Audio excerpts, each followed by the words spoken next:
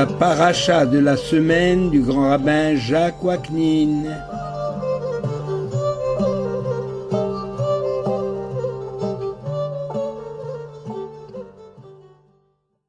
Chers amis, bonjour. La paracha Noach. Après le meurtre d'Abel par son frère Caïn et la glorification des armes chantées par la mère, débute une période de violence où le fort oppresse le faible. Le texte décrit la situation nouvelle, désignant ainsi la corruption sexuelle. L'Éternel vit que la méchanceté de l'homme augmentait sur la terre et que toute l'inclination des pensées de son cœur était uniquement mauvaise toute la journée. Genèse 6:5. Et pour traduire le désordre de l'injustice sociale, il est écrit « La terre s'était corrompue devant Dieu et fut remplie de violence. Ki mal'a haaretz Hamas. 20 siècles ont conduit l'humanité à une perversion telle qu'aucune solution humaine n'était envisageable pour redresser la situation.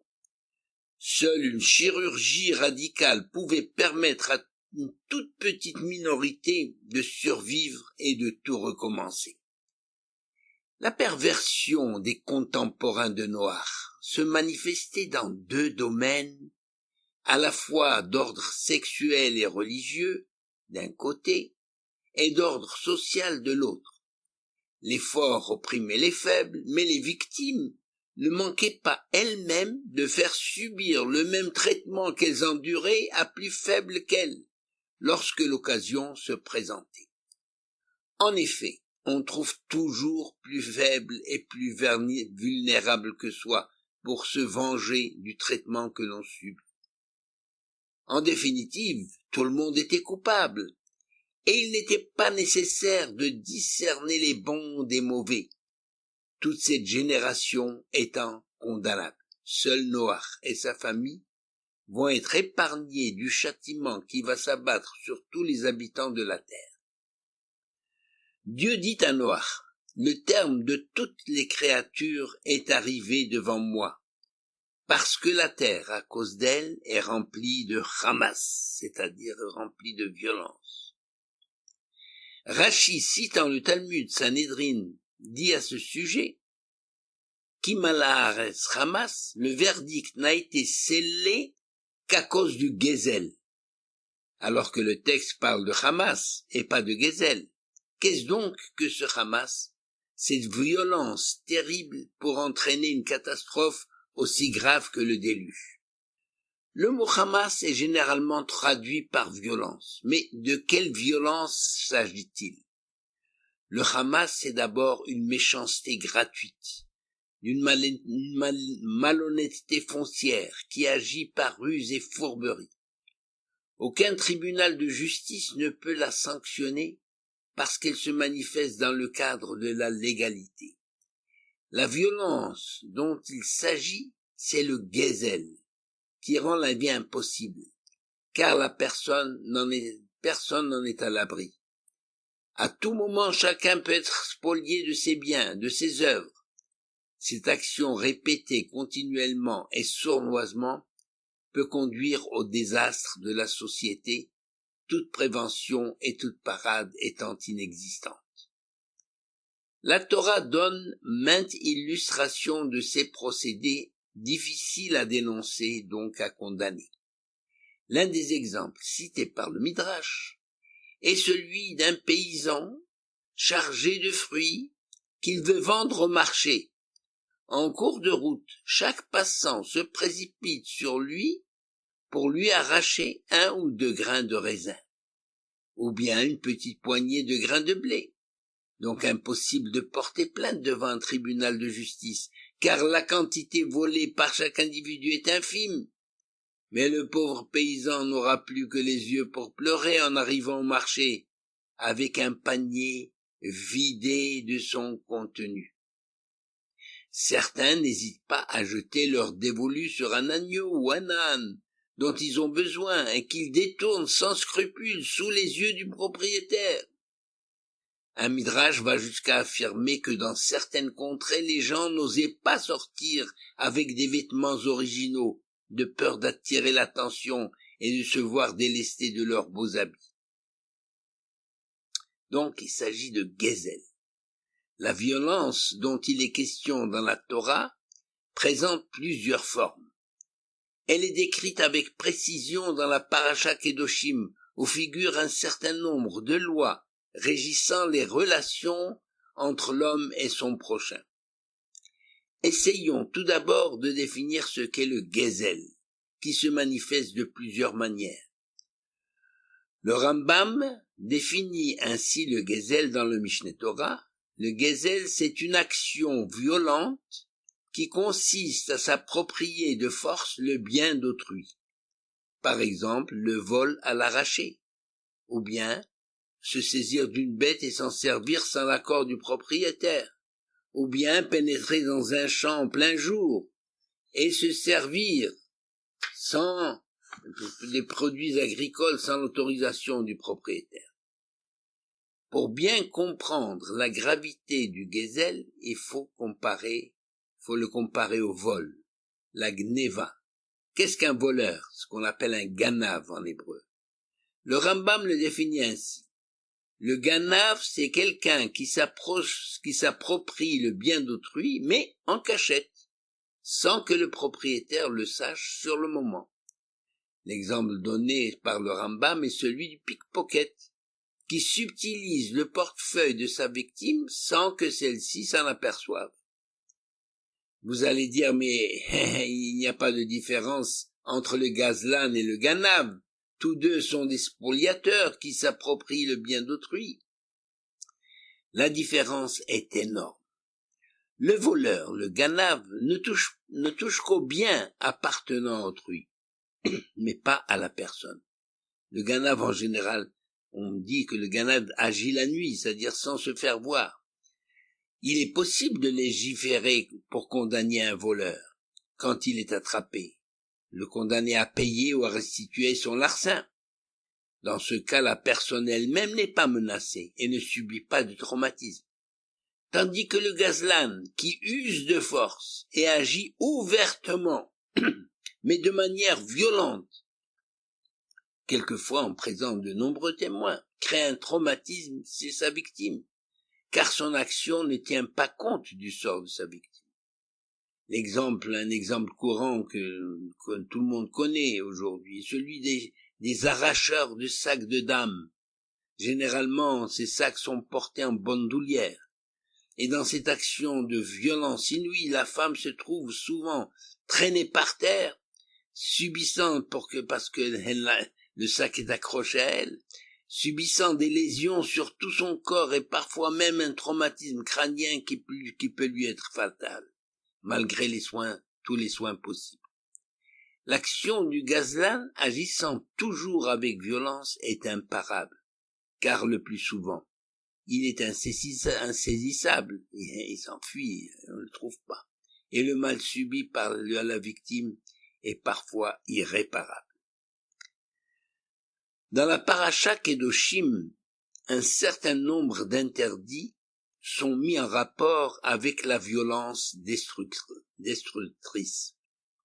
Il est écrit « Lo tignuv, velo tikachashu, velo teshakeru, ish ba'amito » Vous ne volerez pas, vous ne nierez pas, et vous ne mentirez pas au préjudice de votre prochain.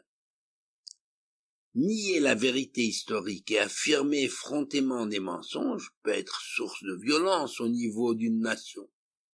Permettez-moi un exemple récent, celui de la décision concernant le mont du temple et le mur occidental, niant toute relation avec le peuple juif, allant jusqu'à réécrire l'histoire et nier la réalité. Mais c'est ça une violence qui aurait pu avoir des suites tragiques pour le peuple juif, n'eût été les réactions de responsabilité, de réactions de personnalités responsables et de gouvernements ayant encore conservé un minimum de bon sens. En effet, c'est une violence faite au grand jour, même si elle est sournoise. Autre exemple de violence, exploiter son prochain, ou bien retenir le salaire d'un salarié, ne serait-ce que jusqu'au lendemain. Tout cela, c'est des violences. Les violences sont tellement innombrables qu'on ne peut pas toutes les citer, mais l'esprit est là. Là, on emploie la force et on spolie le voisin. Et on disparaît. Et donc, il n'y a pas de parrain. On ne peut pas prévenir un genre de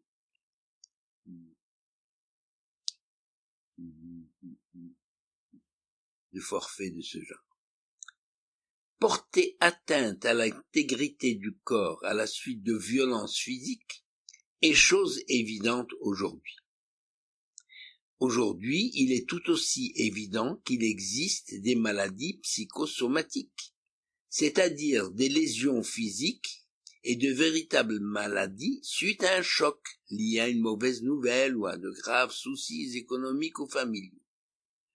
De la même manière, la Torah nous affirme et nous révèle qu'il existe une relation identique entre la matérialité du monde et la conduite morale des êtres humains. Je vais donner un exemple que tout le monde connaît, mais peut-être qu'on n'y prête pas tellement attention, c'est que plusieurs fois par jour, nous rappelons dans le second paragraphe du Shema Israël, quand on récite le Shema, etc., que la Torah nous met en garde contre les déviations sur le plan moral ou spirituel. Par exemple, en nous laissant séduire par l'idolâtrie, Shamulachem, Beniftilevavchem, etc. Quelle est la conséquence? Eh bien, Ve'atzar et Hashamaim, Ve'liyematar, Ve'aretz lotiten tebula. Alors les cieux se fermeront et il n'y aura pas de pluie et la terre ne donnera pas sa récolte. Donc on voit que une action morale peut avoir une conséquence directement sur le physique, sur la matérialité du monde. Le monde, en fait, est dirigé par le Créateur, qui est le Créateur, Bereshit bara Elokim et Hashamayim Ta'aretz. Elokim a une valeur de 86, valeur numérique. Et c'est la même valeur numérique que l'on trouve dans le mot Hateva, c'est-à-dire la nature. Cette similitude entre Elokim et Teva, Hateva, la nature, fait que certaines personnes confondent Dieu et la nature. Ils disent c'est le monde, et ils confondent le monde et son créateur. Or, la tradition nous enseigne qu'il n'existe qu'un seul Dieu, maître de l'univers et père de toute l'humanité. Il est à la fois Elohim et Adoshem, Hachem, le tétragramme Yud-Ke Vav-Ke. Rav Aviner rappelle qu'au moment le plus solennel, à la fin de l'office de Yom Kippour, nous proclamons justement l'unité de Dieu en récitant une fois la phrase introductive du Shema, Shema Israël Hashem Elokeinu Hashem Echad, c'est-à-dire que, et on dit, écoute Israël, fais bien attention, c'est Hachem est notre Dieu. Le Hachem, le tétragramme, c'est lui qui est notre Dieu. Il est un, il est unique.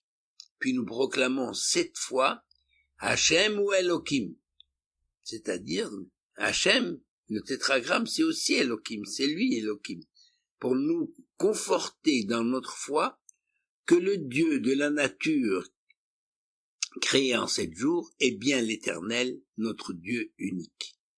Cette précision veut mettre l'accent sur le fait que la matérialité du monde et la spiritualité ne forment qu'une seule unique, une unité indissoluble. Il ne peut exister du point de vue de la tradition 2 entités distinctes, contrairement à ceux qui pensent que, par exemple, dans la vie courante, que la réussite économique n'est pas liée à la morale, puisque l'on peut s'enrichir et devenir puissant, même si l'on ne possède pas la moindre once de scrupules moraux. Mais la tradition nous révèle que science sans conscience n'est que ruine de l'âme, et avec elle, d'une certaine manière, la ruine du monde.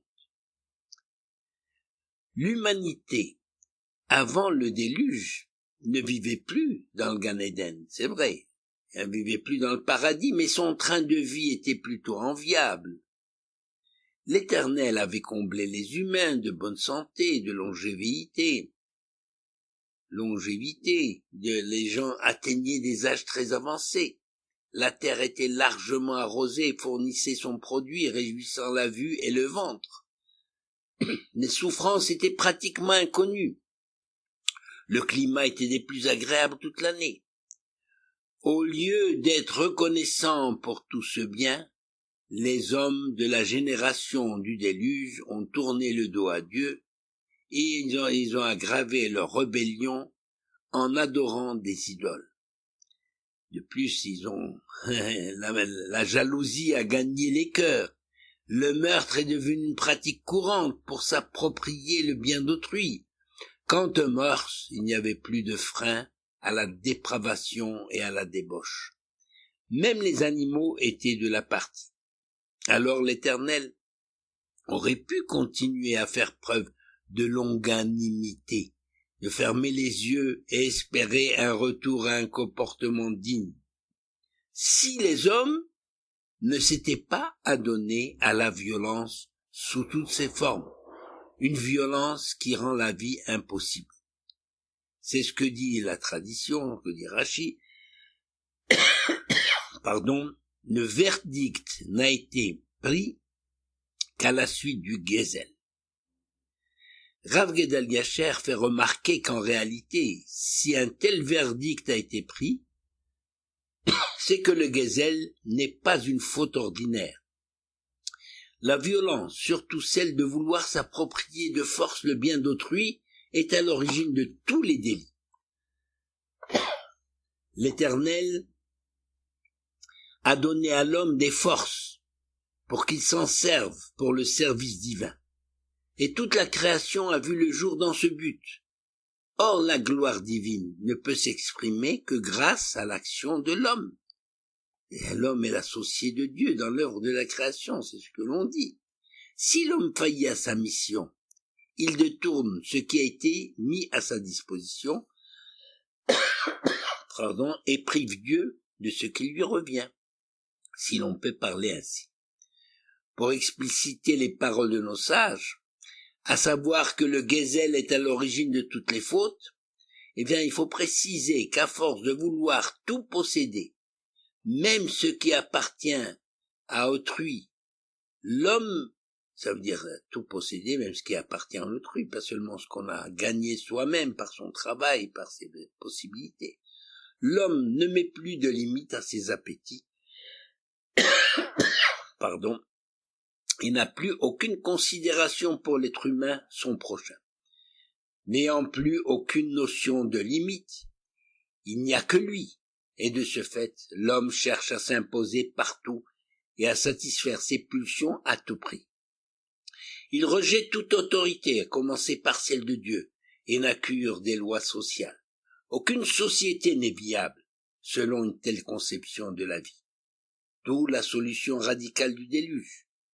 On comprend mieux la réaction divine face à ce fléau de la violence qui ne tombe pas sous le coup de la justice humaine, une violence sournoise, nourrie de mensonges et de fausseté. Le décret divin ne fut pas prononcé contre les crimes d'idolâtrie, de meurtre ou de débauche, mais uniquement contre le Hamas, contre cette violence spécifique qu'est le Gezel, car le non-respect de la propriété d'autrui, qu'il s'agisse d'objets, d'idées ou même de terres, de pays, de villes, de quartiers, de maisons, tout cela détruit le fondement de toute civilisation. Beracha ve'atzlacha.